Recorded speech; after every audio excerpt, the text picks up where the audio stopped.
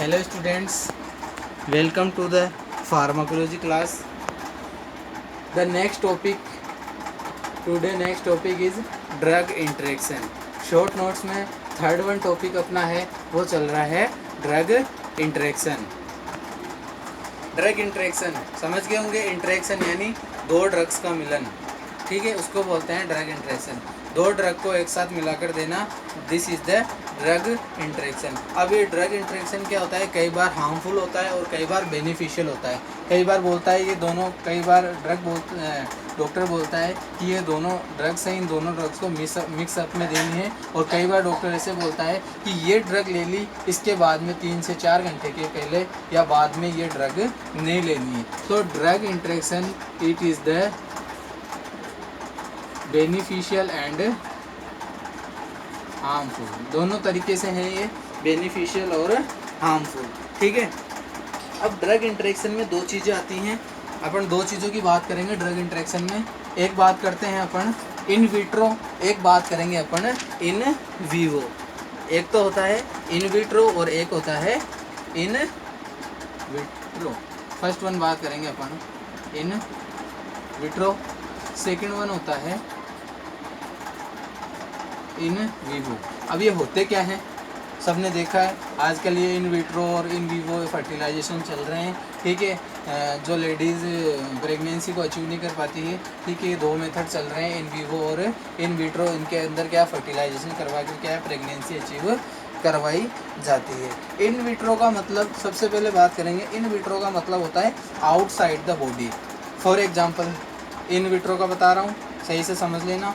In vitro यानी outside the body. जैसे कोई पेशेंट है, उसको आईवी ड्रिप चल रही है, ठीक है. अब नर्स या नर्सिंग ऑफिसर आया, उसने एक सिरिंज में एक ड्रग ले ली और उसी सिरिंज में दूसरी ड्रग ले ली. अब मान लो वो दोनों ड्रग एक दूसरे की इंटर रिलेशन से इतनी थी या फिर एक दूसरे के इफेक्ट को कम करने वाली थी, तो वो जो दोनों ड्रग है वो मिक्सअप हो रखी है, वो क्या हो जाएगी, ख़राब हो जाएगी, ठीक है. वो अपना इफेक्ट शो नहीं कर पाएगी, ठीक है, वो अपना इफेक्ट शो नहीं कर पाएगी. तो नर्सिंग ऑफिसर ने आउटसाइड द बॉडी लिया है.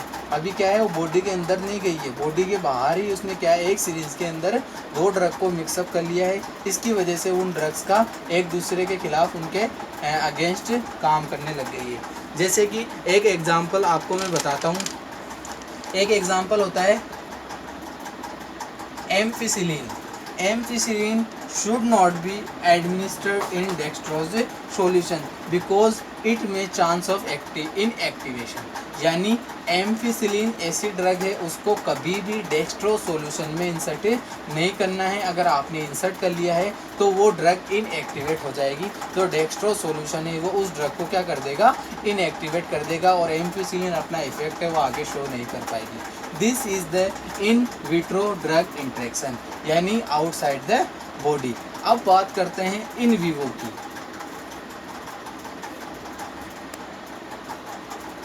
आउटसाइड द बॉडी, ठीक है. अब बात करते हैं अपन इन विवो की.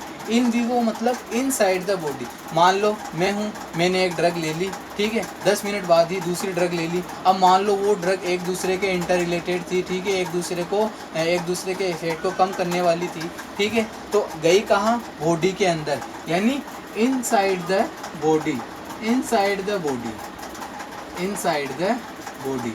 इसीलिए कई डिजीज़ होती हैं जिनके अंदर डॉक्टर्स बोलते हैं कि जब आप ये ड्रग लो, ठीक है, 3-4 ड्रग्स चलती हैं तो डॉक्टर बोलता है एक ड्रग आप ये लो, उसके बाद में 3 से 4 घंटे के बाद में दूसरी ड्रग लेनी. वो इसलिए बोलता है क्योंकि वो दोनों ड्रग एक दूसरे के अगेंस्ट में वर्क करती है. अगर आप एक साथ ले लोगे तो दोनों के इफेक्ट पे दोनों का इफेक्ट नहीं आएगा. फॉर एग्जांपल इन विवो के अंदर अपन बहुत सारे एग्जांपल है इन विवो के अंदर, क्योंकि सबसे ज़्यादा यही काम में आती हैं. और अपन इन विट्रो में क्या होता है, अलग अलग ड्रग के लिए अलग अलग सिरिंज यूज़ में लेते हैं, इसलिए इन विट्रो इतना ज़्यादा इफेक्टिव नहीं होता है. इन विवो क्या होता है, सबसे ज़्यादा कंडीशन देखने को मिलती है. अब इन विवो के अंदर अपन बात करते हैं 2-3 एग्जाम्पल की. जैसे कि सेलिसिलेट्स. सेलिसिलेट्स मतलब एस्पिरिन. सेलिसिलेट्स मतलब एस्पिरिन. एस्पिरिन का काम क्या होता है, एंटीकोआगुलेंट है. ब्लड को क्या करती है, मोटा करती है, पतला करती है, नहीं, ब्लड को पतला करती है, उसकी विस्कोसिटी को कम करती है एस्पिरिन। अब aspirin displace the warfarin from binding side. अगर मान लो एस्पिरिन भी दे रहे हैं और वारफेरिन भी दे रहे हैं, ठीक है, तो क्या है, वारफेरिन सही ढंग से काम नहीं कर पाएगी, एस्पिरिन क्या कर देगी, उसके इफेक्ट को डिस्प्लेस कर देगी। यानी वारफेरिन है वो क्या है, अपने सही जगह पर काम नहीं करेगी, ठीक है। मान लो अपन ने वारफेरिन दे दी, उसके थोड़ी देर बाद में अपन एस्पिरिन दे रहे हैं, तो एस्पिरिन क्या करेगी, उस वारफेरिन के इफेक्ट को ख़त्म कर देगी, वारफेरिन अपना इफेक्ट शो नहीं कर पाएगी। सैलिसिलेट्स, एक एग्जांपल तो ये हो गया। एक एग्जांपल की और बात करते हैं अपन, एंटासिड्स की बात करते हैं, जैसे aluminium and magnesium hydroxide. Iron interfere with the absorption of tetracycline forming unabsorbable complex with it. यानी बात साफ सीधी यूँ है, अपन एंटासिड्स लेते हैं, क्या लेते हैं, एंटासिड्स, ठीक है। एंटासिड्स जब लेते हैं तो आयरन ये चीज़ें नहीं लेनी चाहिए कि इसके अंदर इंटरफेयर करता है। एंटासिड ले ली, उसके बाद में आयरन ले लिया, तो आयरन क्या करेगा, एंटासिड्स के एब्जॉर्प्शन, डिस्ट्रीब्यूशन और इनके अंदर क्या करेगा, डिस्टर्बेंस अकर करेगा।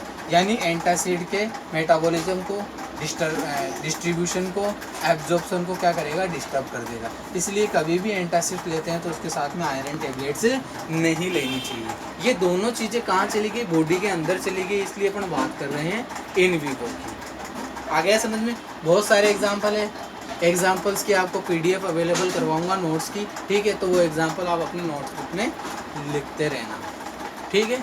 आ गया समझ में? ड्रग इंट्रैक्शन हार्मफुल भी होता है और बेनिफिशियल भी होता है। कई चीज़ों में बोलते हैं, डॉक्टर बोलते हैं कि भाई ये 4 ड्रग्स मिला के साथ में दो, जल्दी इफेक्ट करेगी, और कई बार डॉक्टर यूँ बोलता है कि भाई ये ड्रग्स ले रहे हैं, इसके 5-6 घंटे तक कुछ भी दूसरी ड्रग नहीं देनी है। तो दोनों चीज़ें होती हैं बेनिफिशियल एंड हार्मफुल।